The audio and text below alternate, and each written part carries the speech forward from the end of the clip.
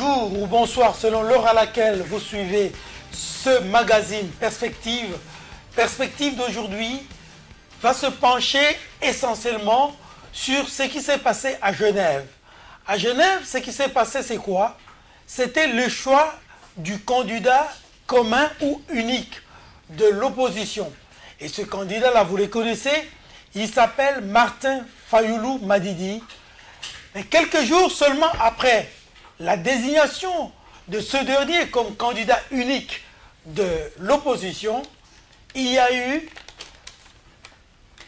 le retrait des signatures de deux, j'allais dire, grosses légumes de l'opposition, notamment de Félix Tshilombo Tshisekedi et de Vital Kamerhe.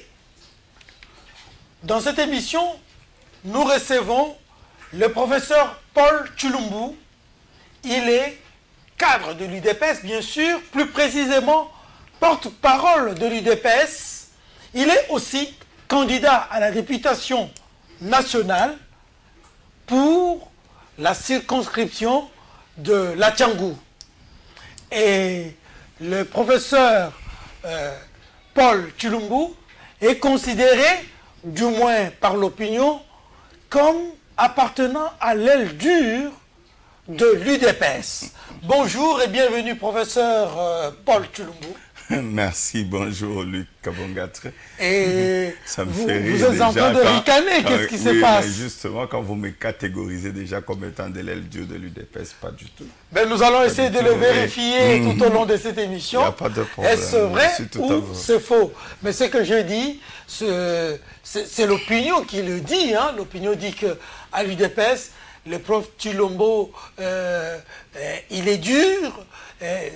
Il serait, d'ailleurs, dit l'opinion, parmi ceux qui ont envoyé Félix Tshisekedi, envoyé c'est encore gentil, mais contraint Félix Tshisekedi à retirer sa signature. Ah bon?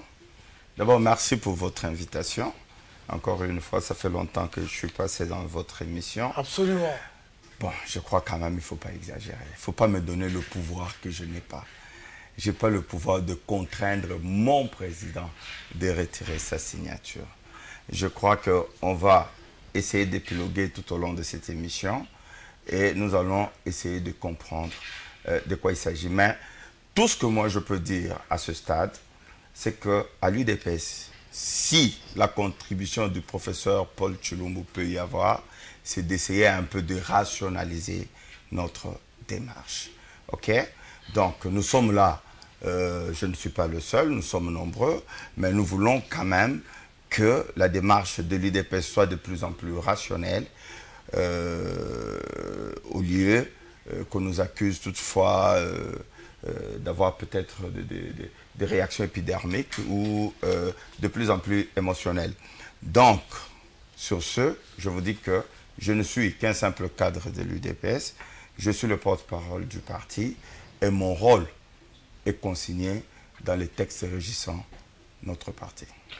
Nous allons y revenir à long et à large, professeur, mais nous allons parler également, si vous voulez, de ce rapport que la commission Justice et Paix de la CENCO a publié aujourd'hui même, rapport sur le monitoring des manifestations publiques pacifiques, rapport également sur l'observation de la réception, du traitement et du contentieux des candidatures à différents niveaux. Et un rapport qui, globalement, semble être tendre avec la CENI ou à constater simplement que beaucoup de choses se sont améliorées, ma foi, positivement. Oui, bon, malheureusement, je n'ai pas pu prendre connaissance de ce rapport. C'est difficile que je puisse apporter ma contribution qualitative sur ce. Mais tout ce que je peux dire, c'est que à ce stade, il est difficile de juger la CENI parce que le plus dur reste à faire. Le plus dur reste à faire. Il s'agit de la crédibilité du processus électoral. Je crois que le décor qui est planté déjà par la CENI ne rassure pas les partenaires politiques. Donc, je n'ai pas pris connaissance de ce rapport, je ne sais pas de quoi il s'agit, mais, à mon humble avis, je ne pense pas qu'on peut jeter des roses sur la CENI à ce stade. Absolument. Nous allons, si le temps le permet, darder notre regard sur ce qui se passe dans l'Est de la République démocratique du Congo, notamment à Béni, avec les tueries. La semaine dernière, il y avait 6 soldats de Malawites tués et un Tanzanien qui ont perdu la vie parce qu'ils se sont engagés pour la cause des Congolais. Globalement, comment vous lisez ces faits? Oui, mais c'est triste parce que ce sont des morts inutiles, ce sont des morts de trop. Et c'est la preuve, selon laquelle le régime de Kabila est incapable de sécuriser notre population.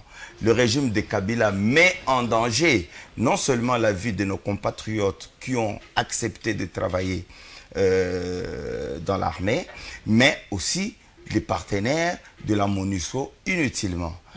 Nul n'est besoin de rappeler que les ADF NALU sont des rebelles ougandais. Comment pouvez-vous expliquer que les gens, parce que quand ils font la rébellion, on suppose qu'ils veulent aller renverser le pouvoir en Ouganda. Alors, au lieu d'aller en Ouganda, ils viennent chez nous, ils massacrent nos populations sous l'œil complaisant des dirigeants de ce pays. Et d'ailleurs, beaucoup de rapports même doutent réellement que ce sont des Ougandais, ce sont des rebelles, des mouvements armés entretenus par le pouvoir en place pour essayer justement de s'aimer la désolation et la mort de notre population au niveau de Béni pour leurs agendas cachés.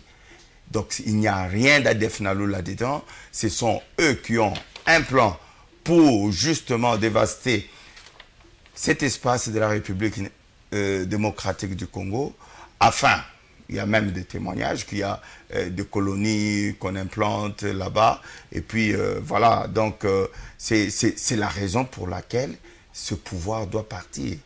C'est la raison pour laquelle ce pouvoir doit partir. Lorsque Chadari vous dit que nous sommes le pouvoir de la continuité, je crois que le message est bien clair. Ça veut dire que les tueries que nous déplorons aujourd'hui vont continuer, l'insécurité va continuer, la corruption va continuer, l'impunité va continuer.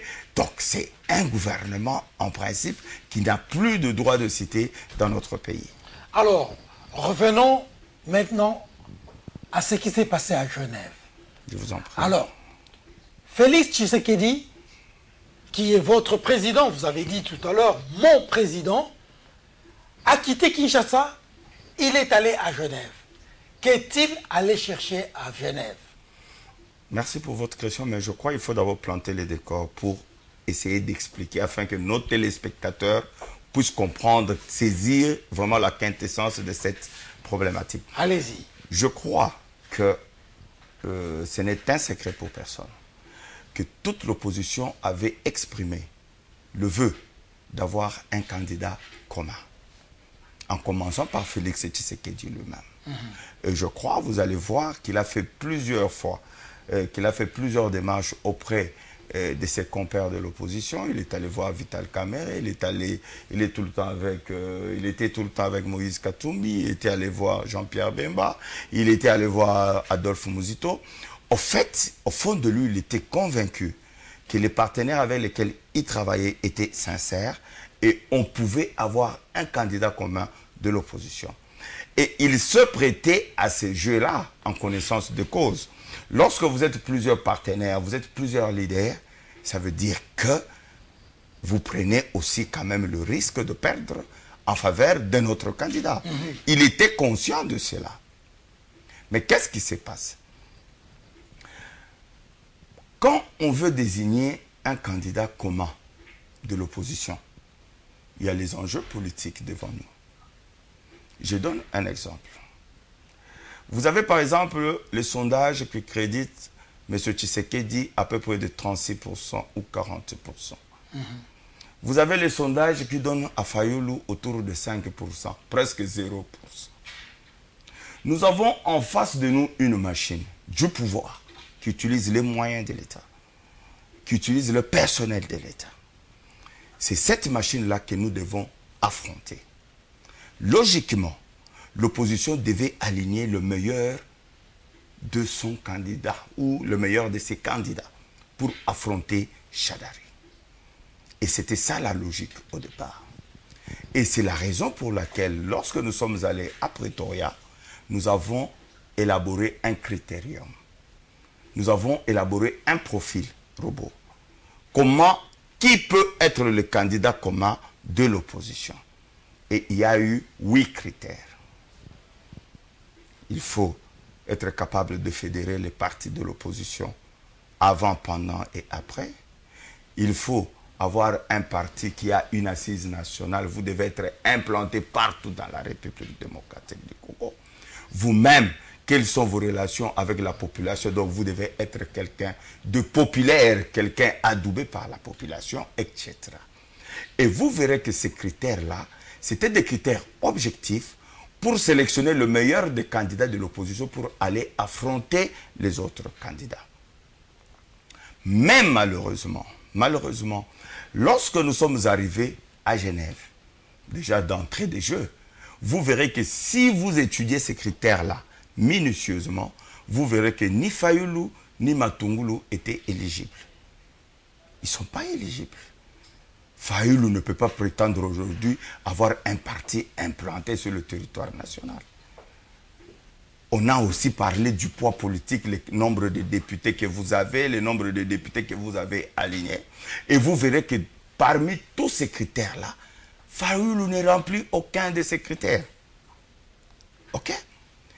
Donc, pour nous qui sommes allés dans ces négociations de bonne foi, nous savions que en dehors de nos compatriotes qui ont été invalidés, je cite Jean-Pierre Bemba, qui est une grande personnalité politique de notre pays, je cite Moïse Katumbi, qui est aussi une grande personnalité de notre pays, parmi ceux qui restaient, parmi ceux qui restaient, il y avait 2 grosses calibres. Il y avait Félix Antoine Tshisekedi et il y avait Vital Kamerhe. Et en allant là-bas, tout le monde savait que le jeu, ça allait se jouer entre ces 2 leaders. Parce que, en tout cas, à quelques critères près, ils étaient différents. Mais ils remplissaient la majorité des critères élaborés au niveau de Pretoria et que tous les leaders ont signé. Vous êtes sans ignorer que ces négociations devaient se tenir à Conakry, chez le président Condé. Alpha Condé, parce qu'on sait que c'est un patriarche africain. Ce n'est pas quelqu'un qui peut se prêter à des petits jeux de corruption ou de cache-cache.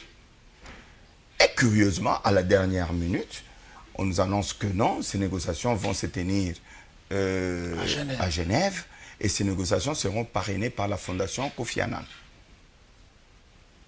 Je crois que là, du moment où nous pensions que nous sommes d'abord une famille, il n'y avait pas une guerre de leadership dans l'opposition. On ne voulait pas voir qui est le meilleur candidat de toute l'opposition, qui est le plus fort. On voulait sélectionner quel est le meilleur candidat qui peut nous faire gagner face à Shadary. C'était ça l'enjeu. L'enjeu n'était pas de dire que Félix Tshisekedi est plus grand que Jean-Pierre Bemba ou qu'il est plus grand que Moïse Katumbi, ce qu'il n'a jamais prétendu d'ailleurs. Ce n'était pas l'enjeu. L'enjeu était, parmi nous tous, quel est le meilleur cheval que nous pouvons aligner, qui a plus d'atouts pour affronter Shadary. Alors, lorsqu'on arrive à Genève, avec la fondation Kofi Annan, la première chose, d'autant un peu plus suspecte, mais on vous dit que non, vous n'avez pas droit aux conseillers, vous ne pouvez pas avoir de conseillers, nous allons nous retirer pour désigner le candidat. Ça, c'est la première chose. La deuxième chose, dit non, vous n'avez même plus droit au téléphone, donc vous ne pouvez pas entrer en contact avec le monde extérieur. Nous nous enfermons avec la fondation Kofi Annan pour désigner le candidat commun. Bon, à ce stade-là, il n'y a pas de suspicion.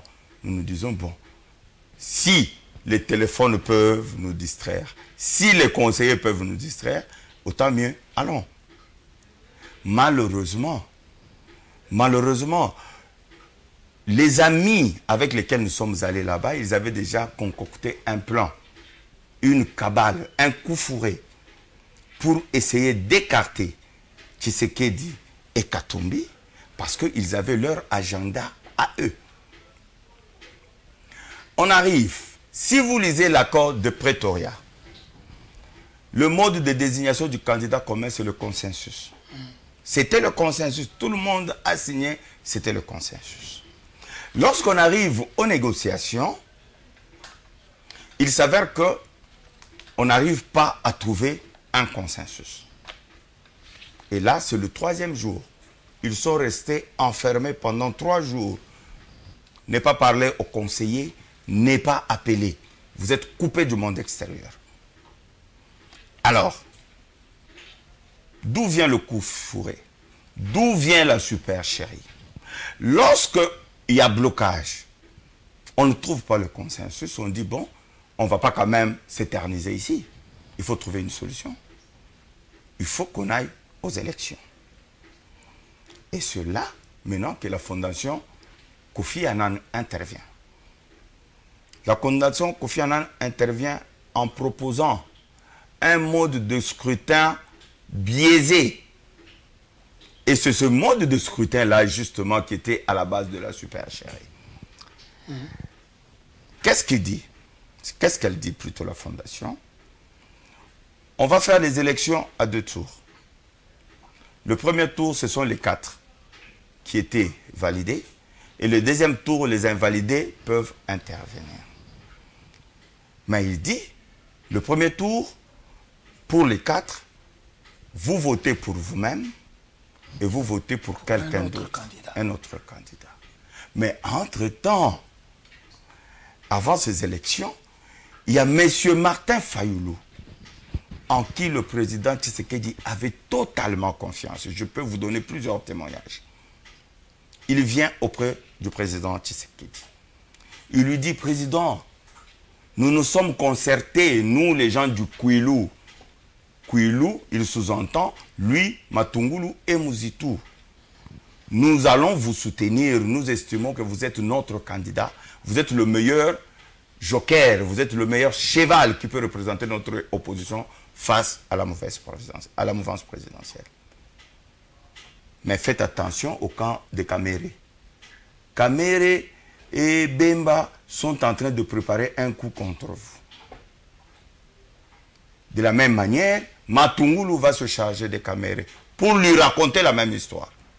Que nous nous sommes concertés, nous allons vous soutenir, mais faites attention au camp de Tshisekedi et Katumbi, ils veulent vous monter un coup. Bon. Là, ce sont... c'est avant justement les élections. Alors maintenant, lorsque le moment d'élection arrive, Tshisekedi avait confiance en Fayoulou, comme il avait dit que tous les Kwilu allaient voter pour lui, il le soutient. Tshisekedi a voté pour lui et il a voté pour Fayoulou. De même que Kamere, comme c'est Matungulu qui est venu dénoncer le complot qui était monté par l'autre camp, Kamere a voté pour lui et il a voté pour Matungulu. Et les deux qui étaient dans le coup, au lieu de voter Kamere ou de voter Tshisekedi, Fayoulou vote Matungulu et Matungulu vote Fayoulou. Ils ont éliminé le gros calibre de l'opposition. Et puis ils se retrouvent avec 3 voix, Tshisekedi 1 voix, Kamere 1 voix. Ainsi, on passe au deuxième tour. C'est comme ça qu'on les départage. Fayoulou est sorti, le candidat commun de l'opposition. Et à ce stade, il n'y avait pas de problème parce qu'il n'y avait pas suspicion qu'il y avait un coup fourré. Il n'y avait pas suspicion. Et une précision. Non, il est déjà intervenu. Mais une précision de taille. Vous voyez tous les documents qu'on est en train de brandir, que ce soit par la Fondation Kofi Annan. Même le dernier rapport, tous ces documents étaient signés avant l'élection. Donc ces documents étaient signés. Ces engagements étaient signés. Il ne restait que l'endroit où il fallait mettre le nom du candidat commun. Et quand le coup est joué, on prend le nom de Fayulu, on insère. En ce moment-là, par rapport peut-être à leur relation personnelle, Tshisekedi savait que Fayulu l'a roulé. Kamere savait que Matungulu l'a roulé. Mais il ne savait pas que c'était un complot. Il ne savait pas que c'était un complot. C'est en sortant, d'ailleurs, vous avez vu, qu'il y a eu la conférence de presse. Tous ont accompagné cette conférence de presse. Mais c'est comme maintenant, nous avons ces documents, ces accords, qu'au niveau du parti, au niveau du cadre du parti, au niveau de la base, qu'on s'est dit, mais il y a un problème. Le premier problème, c'est lequel? Martin Fayulu ne remplissait pas les critères pour être candidat commun de l'opposition. Donc, ils ont violé déjà l'accord de Pretoria. Et je sais qu'avec la fondation Kofi Annan, ils se sont préparés pour amener les leaders dans un endroit isolé, sûrement qu'ils les ont épuisés, de sorte qu'à la fin, qu'ils ne soient plus regardants par rapport à tout ce qui a été dit. Donc, à ce stade, c'est ce que je peux dire et puis vous connaissez la suite, la base a refusé, les leaders ont retiré les signes. Vous avez planté les décors, comme vous l'avez souhaité. À vous entendre parler, en principe, vous étiez sûr que Félix Tshisekedi passerait, selon les accords de Pretoria. J'ai dit que Félix Tshisekedi avait plus de chance, mais on avait un challenger sérieux, qu'on considérait comme un adversaire sérieux, c'était Vital Kamerhe. C'était Vital Kamerhe. Mais tous les deux tombent. Et tous les deux tombent au premier tour. Oui, parce qu'il s'agissait des élections. Parce qu'il s'agissait des élections qui violaient justement l'accord de Pretoria. Et puisqu'ils sont tombés, du coup, Félix s'est dit, tiens, je ne suis pas sorti. Kamerhe dit, tiens, moi non plus je ne suis pas sorti. Je retire ma signature. Non. Oui, vas-y. Ça ne s'est pas passé comme ça. Allez-y. Ils ont accepté sportivement leur défaite. C'est quand après, d'abord, il y a eu des remous au niveau de la base à Kinshasa. Et puis, nous, en tant que cadre du parti, en analysant cet accord, même M. Luc, même vous pouvez regarder l'engagement qu'auraient pris nos leaders. Je ne crois pas qu'il y a déjà eu des engagements comme ça sur le plan politique. Tout à fait. Ça n'existe nulle part. Je vais lire un extrait d'engagement et nous allons entrer là-dedans. Je n'ai pas pris tous les textes, mais c'est les textes qui m'a le plus, la séquence qui m'a le plus frappé.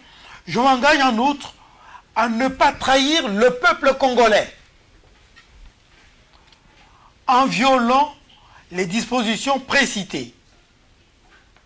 Si je ne respecte pas mes engagements, je mettrai fin à ma carrière politique et je serai soumis à l'opprobre de la nation et à la sanction de mes pairs. Enfin, je prends la ferme résolution de rester fidèle au présent acte et à l'accord Lamuka. Ouais.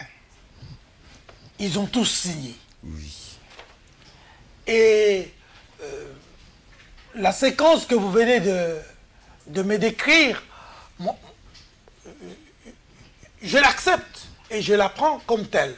Mais je me dis, est-ce qu'il n'y avait pas une certaine naïveté dans le chef de Félix Tshisekedi ou de Vital Kamerhe, croyant que véritablement, soit ce serait l'un ou l'autre. Et du coup, ils se sont rendus compte que ce n'était ni l'un ni l'autre. Et ils se sont redits, ils ont dû renier les engagements qu'ils ont pris.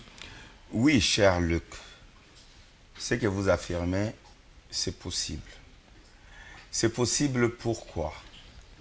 Lorsque vous êtes dans l'opposition, vous dites que vous prétendez le bonheur du peuple. Vous dites que nous voulons faire autrement que Kabila. Vous dites que nous voulons l'alternance politique. Nous avons tous les mêmes objectifs que nous devons atteindre. je crois qu'il y a un minimum de confiance qu'on peut se faire. Rassurez-vous que Luc, tout le monde peut se faire rouler par ses proches, parce que vous avez fait confiance. La confiance, ce n'est pas une naïveté.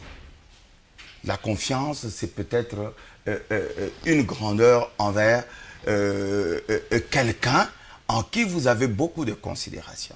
Comme le président Félix l'avait envers Martin Fayulu. Je vais vous raconter une anecdote. Nous sortons de la Sénéco.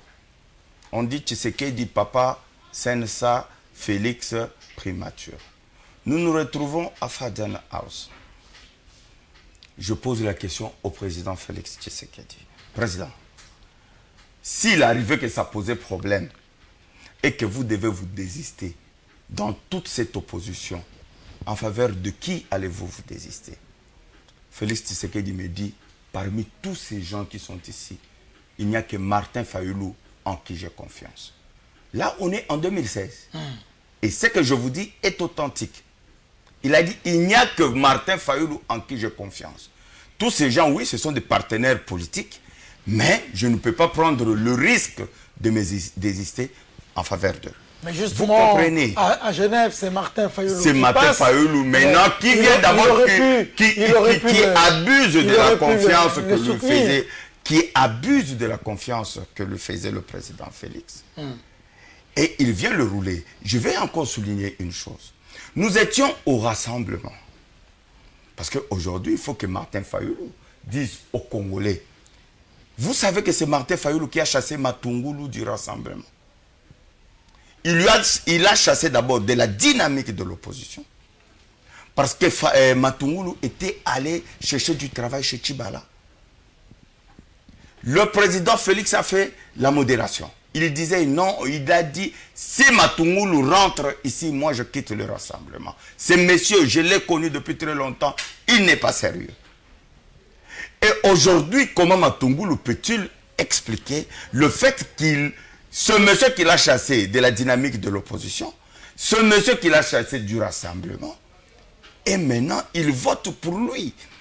C'est juste un élément additif pour prouver ou démontrer qu'il y avait une cabale montée en amont contre Félix Tshisekedi et contre Vital Kamerhe.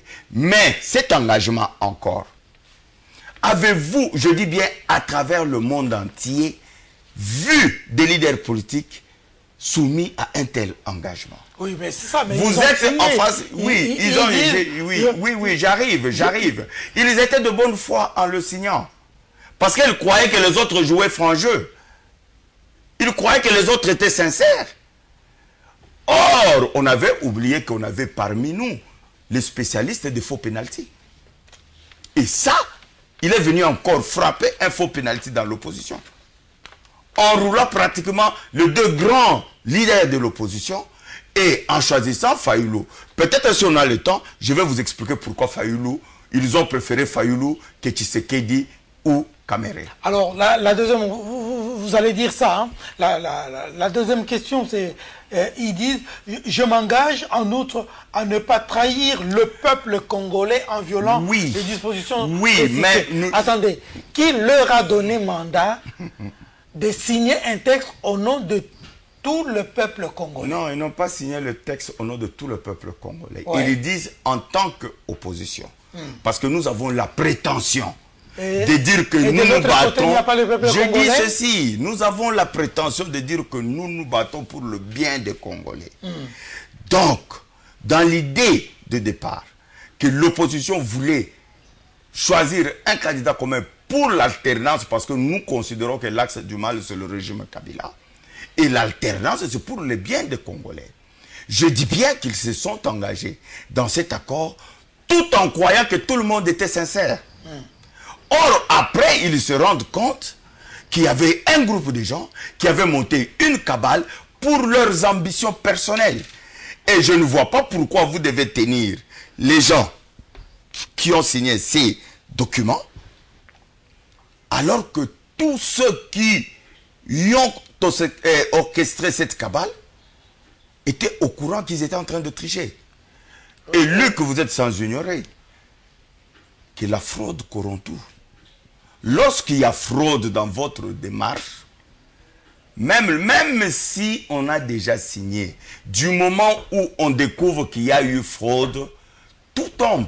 Et c'est ce qui est arrivé. Alors, ces engagements ne valent rien du moment où ceux qui ont organisé ces élections, ceux qui ont organisé cette désignation de candidats communs étaient dans un coup fourré, ils ont planifié la fraude. Alors nous raisonnons par l'absurde. Allez-y. Au cas où Félix Tshisekedi serait élu, est-ce que vous auriez sorti toute cette argumentation, tout cet argument Je dis ceci.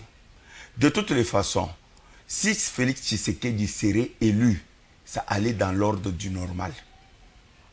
Donc, parce que, attends, ça allait, ce n'est pas dans l'ordre du normal parce qu'il ne remplit presque aucun critère d'être candidat commun de l'opposition. Alors, l'autre question que j'aimerais vous poser, parce que je vais vous lire encore une autre phrase que je trouve terrible, qu'ils ont signé, hein, et quand ils signaient, ils n'étaient pas, ils ne sommeillaient pas. Alors, quel est l'acte d'éclat que Félix Tshisekedi a accompli pour prétendre être un poids lourd de la politique nationale? Un acte d'éclat. Attends, c'est pas d'abord question d'un acte d'éclat. Oui. Félix Tshisekedi, c'est le président national de l'Union pour la démocratie et le progrès social. Oui, mais parce que d'autres... Attendez, s'il vous plaît, que j'arrive. De faire une UDPS... J'ai dit que j'arrive. Ça, une monarchie, j'ai dit, ça part de père en fils. Je ne vais pas aller dans ce débat-là. Oui, il est rétrograde et je ne vais pas entrer dedans. Mais je veux dire seulement ceci. Prenez les critériums. Vous verrez que Félix remplit presque tous les critères. Oui, mais c'est ça justement ce que... C'est ça justement. Pourquoi? Mais non, on ne nous reproche. On parle de critères, Luc. On ne parle pas de subjectivité. Oui. On parle de critères objectifs. Peut-être que la plupart de ces critères sont mesurables. Alors, on parle de critères objectifs, on ne parle pas de nos émotions, de trucs du genre qu'il a hérité du père en fils, alors que tout le monde sait qu'il est passé par le Congrès, et c'est la base du parti qu'il est élu. Vous comprenez? Ce n'est pas ce genre de débat qu'on veut tenir ici. Nous parlons de critères objectifs. L'UDPS, prenons l'UDPS et les CD. Premier critère, quel est le parti le plus implanté sur le territoire national? Deuxième critère, prenons le nombre de députés. Martin Fayoulou, il est décidé en tout entier à un seul député, dont Martin Fayoulou. L'UDPS a plus de 44 députés. J'ai dit ce sont des critères qui sont dans les critères. Je ne parle pas de ma propre foi, de ma propre volonté. Quand je parle de vous, je parle de l'UDPS dans son ensemble. Parce qu'il y a des députés que vous n'avez plus reconnus. J'ai dit ça, c'est un autre débat. Est-ce que ces députés ont été élus UDPS, oui ou non? Ils ont été élus, décidés. Mais du moment où là, on dit que ce n'est pas ça le débat. C'est pourquoi je dis qu'il faut lire les critères. Du moment où ils ont été élus, même si vous enlevez ces critères-là, vous dites la population, la popularité, le rapport avec la population. Nous étions tous au meeting du 29. Fayoulou était là, tout le monde était là. Vous avez vu, vous tous, quand Félix Tshisekedi est arrivé. Ça, ce ne sont pas des choses qui sont subjectives. Ça, ce sont des choses objectives. De toutes les façons, nous disons ceci. Parce que nous n'allons pas nous éterniser à nous chamailler. Nous nous sommes retirés. Ce n'est pas une catastrophe. Ils sont restés, ils sont à 5. Qu'ils forment leur bloc, qu'ils battent campagne, qu'ils aillent prendre le pouvoir. Alors, nous disons que nous n'allons plus composer avec ces compatriotes parce que ce sont des tricheurs. Alors, voilà. Alors, croyez-vous que seul l'UDPS peut prétendre conquérir le pouvoir parce qu'elle se dit être la partie la plus populaire? Non. Le débat ne se pose pas en ces termes. Oui, mais j'ai dit, est-ce que vous pouvez me laisser, est-ce que vous pouvez me laisser le temps de vous répondre? Vous avez posé votre question, je vous ai bien compris. Le débat ne se pose pas en ces termes. Si nous nous sommes inscrits dans le schéma de la candidature unique de l'opposition, parce que nous savons que plus nous sommes unis, plus nous aurions pu avoir plus de chances de gagner. Tout à fait. Ok. Nous sommes allés dans cette démarche de bonne foi. Mais nous réalisons maintenant que nous sommes associés avec des tricheurs. Si déjà au niveau de la famille politique de l'opposition, nous ne sommes pas sincères, comment pensez-vous aller avec ces gens aux élections et gagner avec eux? Ils vont trahir. Nous nous sommes dissociés. En 2011, le même débat s'est posé. Tshisekedi a dit c'est un faux débat. Parce que de toutes les façons, il faut que Shadari donne le bilan de ses 17 ans de gouvernance. Le peuple congolais n'est pas dupe. Qu'est-ce qui ne vous dit pas que les voix de la population congolaise seront émiettées entre les leaders de l'opposition? Et que parmi ces leaders, il y aura un leader qui va remporter. Pourquoi vous voulez dire? Parce que c'est une élection à un tour. Tout à fait. C'est une élection à un tour. Aujourd'hui, qu'est-ce qui peut prouver que nécessairement le fait que nous n'avons pas un seul candidat, que toutes les voix iront chez Shadari? Nous disons, nous sommes conscients que plus nous sommes unis, plus nous sommes forts. Mais si vous êtes unis avec des traîtres, ils vont toujours vous trahir de l'intérieur. D'ailleurs, ils peuvent même vendre votre victoire chez Shadari à votre insu. C'est pourquoi nous nous disons, nous nous assumons. Nous sommes un parti national, nous sommes un parti implanté sur toute la République démocratique du Congo. Peut-être nous aurons d'autres partenaires. Vous êtes sans ignorer que nous sommes en discussion avec M. Vital Kamere. Nous sommes en discussion avec d'autres partenaires politiques qui, si nous croyons qu'ils sont sincères, nous irons ensemble aux élections. Là, il n'y a pas de problème. Alors, encore une précision. Shadari n'est pas... Fayoulou n'est pas désigné pour aller aux élections. Parce qu'il a dit, tant qu'il y aura machine, nous n'irons pas. Ça veut dire que Shadari n'est pas un candidat qui va compétir avec la machine à voter. Et nous disons aussi, s'il est logique avec le même, d'ici le 22, qu'ils retirent leur liste des candidats à la députation nationale et à la députation provinciale. Parce que la tricherie n'est pas seulement au niveau présidentiel. La tricherie dont on parle ici, c'est à tous les niveaux. Alors, voilà la vérité. Alors, Monsieur Paul Tshilombo, Félix a signé tous ses engagements.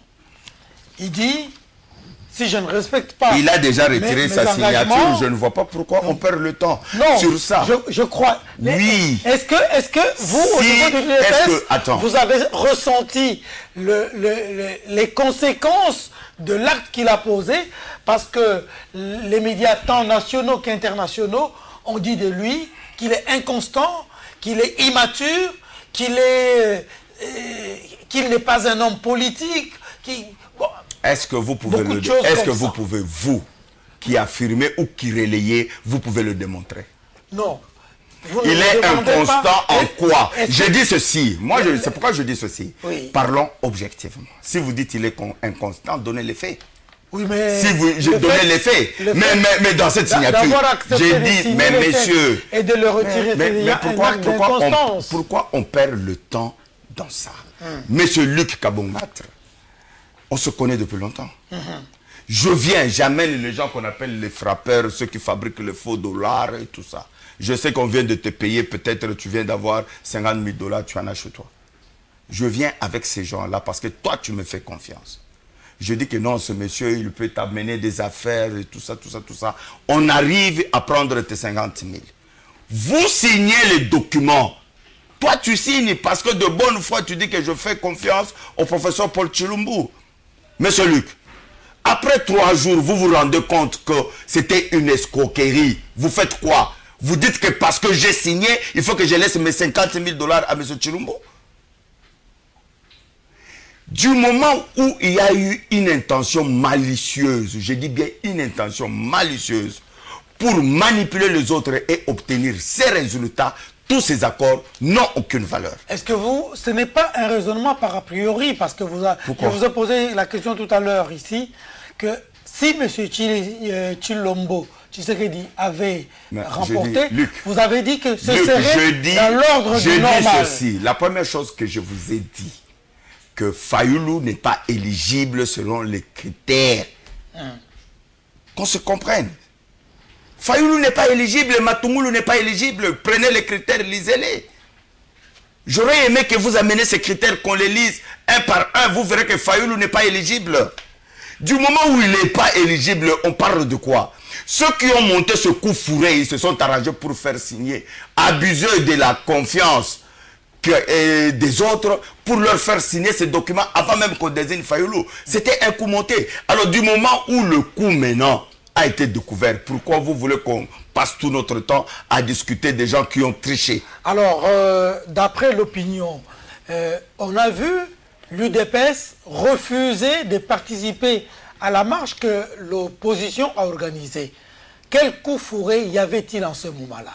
Non.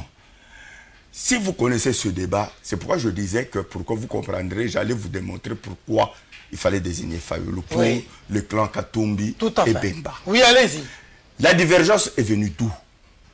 Parce que nous, au niveau de l'UDPS, nous disions que la priorité, c'était désigner un candidat commun.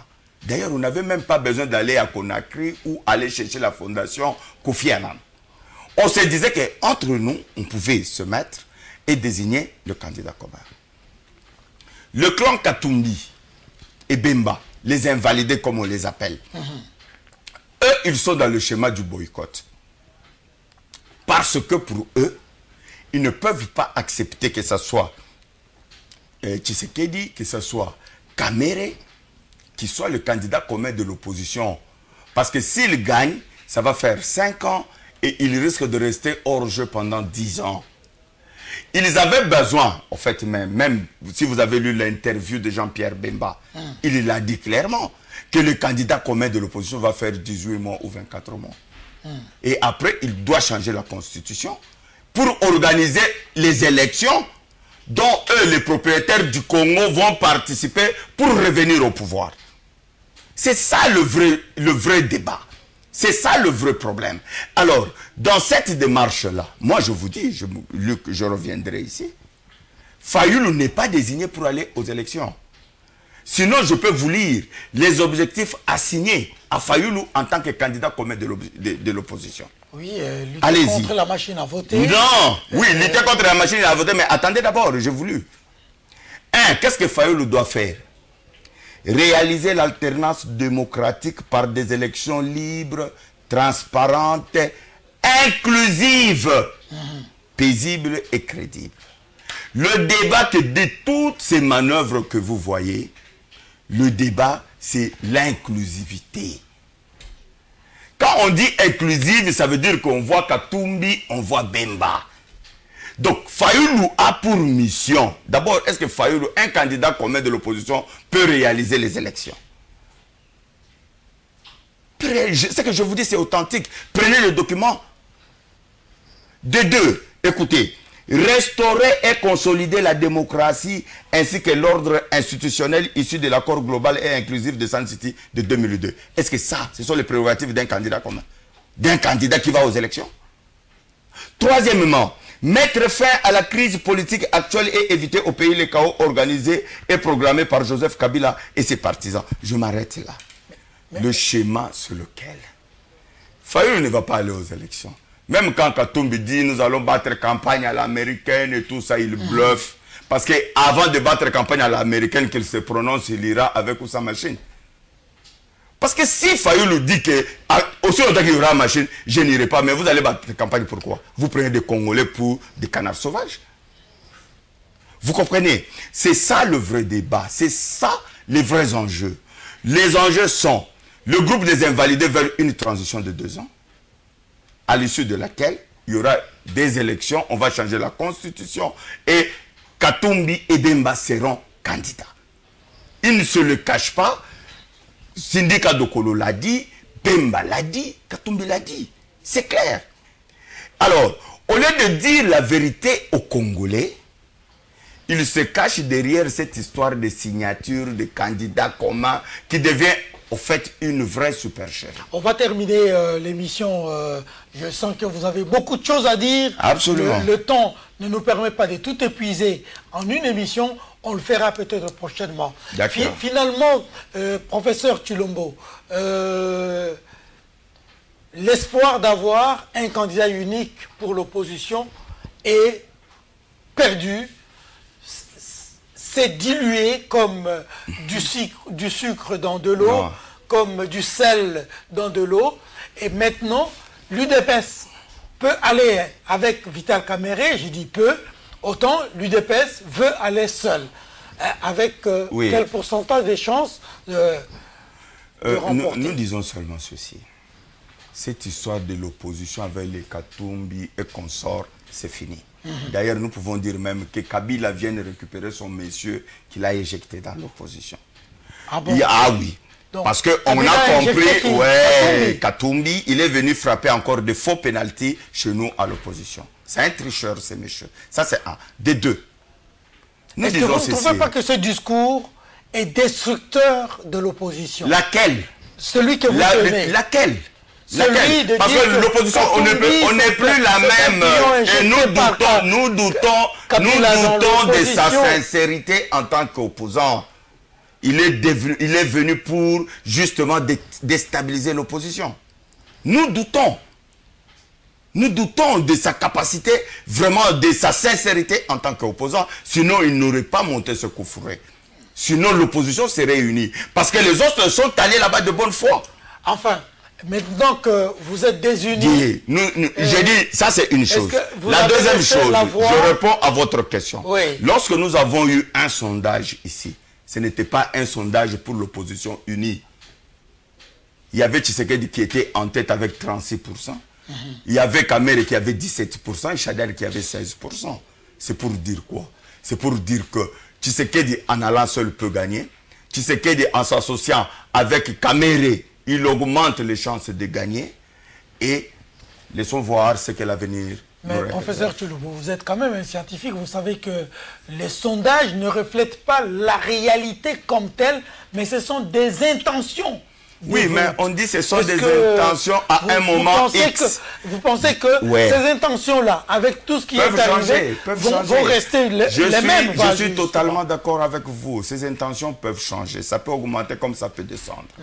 C'est ça notre responsabilité maintenant, en tant qu'acteur politique, de travailler pour que ces intentions soient les meilleures pour nous. Au lieu que ça puisse chuter, que ça puisse augmenter avec la victoire, soit la nôtre.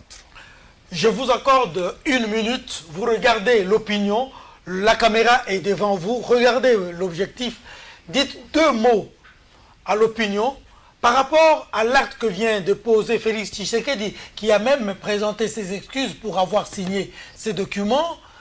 Que devient l'opposition? Que devient l'issue des élections? Et que devient la République démocratique du Congo au lendemain du 23 décembre? On va terminer. Merci, M. Luc. Vous dites que le président Félix a présenté ses excuses. Oui, il n'y a que les grands qui reconnaissent leurs erreurs. Il n'y a que les grands. Tous les autres sont arrogants, même quand ils se trompent, même quand ils font de bêtises. Mais ce Félix Tshisekedi, il a reconnu qu'il était allé de bonne foi. C'est ça l'erreur qu'il a commise. Mais qui s'est fait rouler dans la vous m'avez farine par donné les 2 autres. minutes. Alors si c'est encore un débat, je préfère vous regarder et qu'on continue. Non, non. Alors j'ai dit ceci. Il s'est excusé parce qu'il a été abusé. On a abusé de sa bonne foi en tant que leader politique. Ça, c'est un.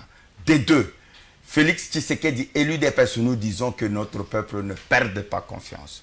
Nous avons milité à côté de notre peuple pendant plus d'une trentaine d'années et nous sommes sincères dans notre combat. Nous pensons que le moment de l'alternance est arrivé.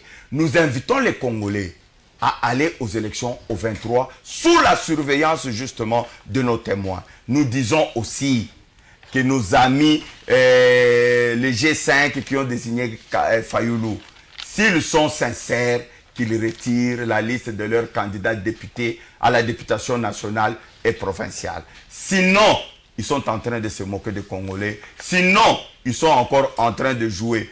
Ils ont joué le faux penalty dans la majorité présidentielle. Ils ont joué le faux penalty dans l'opposition. Il ne faut pas qu'ils jouent encore le faux penalty au niveau de notre peuple. Je vous remercie. De tout cœur, je vous remercie, professeur Paul Tshilombo, d'avoir répondu à notre invitation. Je vous remercie, mais je dis que le débat n'est pas fini, je l'ai dit tout à l'heure. Je suis à votre disposition. Une autre fois, vous rappeler pour débattre à bâton rompu avec ceux qui ne partagent pas votre point de vue. Absolument. Prochainement, nous ferons un effort de ramener sur ce plateau-là ceux qui ont un autre son de cloche. Finalement, nous allons les mettre tous ensemble pour que nous puissions tirer des conséquences qui s'imposent. Merci beaucoup. Merci, et bonne chance, professeur Chilombo. Merci beaucoup. Bonne chance à l'UDPS. Bonne chance également à Martin Fayoulou, à Vital Kamere et aux autres. Merci beaucoup. Au revoir.